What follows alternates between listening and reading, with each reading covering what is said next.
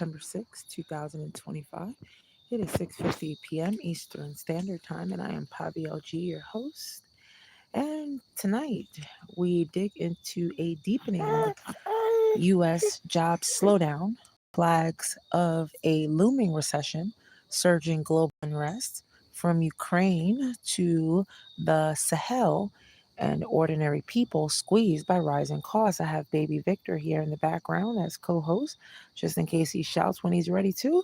Plus, we'll talk about how our wallets are coping when groceries cost as much as a bill. Stay tuned as we weave news, insight, and urgency into one cohesive broadcast. And if you find this voice vital, help us hit 1,000 subscribers so we can amplify the truth together. Good evening again, friends, and welcome to War Notes. Again, I am your host here to bring you the sharpest updates on what's shaking our world, both at home and beyond. Tonight, we're facing it all, the U.S. job market crashing into stall speed, political strains, global conflicts, and that gut wrenching feeling when a grocery run barely buys enough. This episode will guide you through it. If you believe in informed voices grounded in truth, please again subscribe. Help us grow from the hundreds to the thousands, listeners strong. Let's begin now.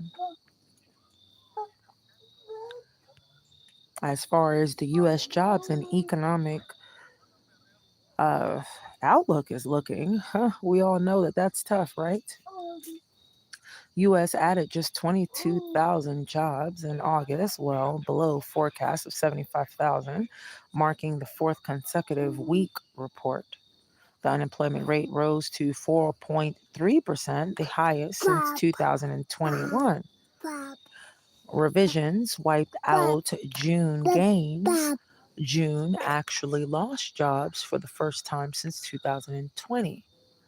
Total job gains in 2025 are only about 619,000, half of last year's pace, according to the New York Post and five other reputable sources. Job seekers now outnumber jobs, with job openings falling below unemployed numbers for the first time since 2021, according to the Times of India. A weak job market and stagnant growth are driving expectations of a near certain rate cut by the Fed. Some markets see up to three cuts this year. Now, folks who are listening, my radio listeners, this isn't just economic jargon. It's your neighbor, your family, your hopes slipping. When even business and government hiring falters, we are all on the tightrope. No applause line, just a stark reality check. When we go over to politics, inflation, and public confidence, I'm telling you, it's short, folks. Amid this slowdown, President Trump, aka Yellow Man, is attacked for firing the BLS chief, fueling doubts about data integrity. Analysts point to tariffs, immigration clampdowns, and aggressive Fed rates as headwinds dragging job growth. And I do apologize. I have baby Victor here in the background. And of course, he talks when he wants to talk, so I deal with it. But we continue. Political ramifications loom. Democrats argue Trump's policies are sowing economic chaos ahead of midterms. Approval for his economic leadership hovers at 42%. Now, folks, when your government's decisions shape how hard it is to earn, that's not partisan, it's personal. And it's happening right now as we speak. As we walk over into the global conflicts and war front lines, Ukraine is under unrelenting assault. Russia launched over 1,300 drones, 900 guided bombs, and 50 missiles in recent strikes. At least 6 civilians, including a child, died, according to New York Post and 11 other reputable sources. Europe's coalition of the willing vow to deploy troops for post-ceasefire peacekeeping. The U.S. may offer air support, Ukraine retaliated strategically, destroying 20% of Russia's refining capacity, straining energy revenue. International pressure mounts. Allies are preparing new sanctions on Russia to escalate diplomatic pressure, according to 14 other reputable sources. In Africa's DRC, M23 rebels backed by Rwanda seized Goma and Bukavu, displacing 400,000 people and ramping up resource-scarred violence. In the Sahel, Russian influence grows. The alliance of Sahel states is deepening military and nuclear cooperation with Russia, filling the vacuum left by France's retreat.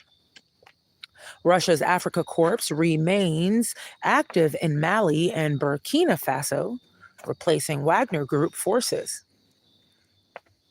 Folks, my listeners, when bombs drop overseas, grain withers at home, and these wars rip the world and your wallet apart. Awareness isn't cold, it's human solidarity with sharp clarity only. Now, how do we survive this? You may say to yourself, a lot of people are thinking this. How do we survive this? Well, with weak job markets and rising instability, many households feel stranded. Food and rent climb, energy prices and shortages deepen. The economy looks like depression too, not recovery. Some solace may come via policy. A Fed cut could ease borrowing, but jobs won't appear overnight. Real help needs broader solutions, job creation, robust safety nets, housing, and food security, not spin from Washington. Now, folks, we deserve more than hope. We need action because no one survives economics by pretending everything is just fine and dandy. Now, that is our war notes for tonight. We lay it all bare. Jobs drying up, wars raging across the world, and folks struggling to put bread on the table. If this echoes with you, please subscribe and join our fight for truth. Help push us closer to 10,000 subscribers. We're close to 400, but we're getting there. We can't get there without you all. And we will keep showing up for you. Until next time, I am your host. Please stay alert, stay alive on Pavi OG, and hold tight to one another because we sure do need it, folks. You all have a beautiful and blessed evening.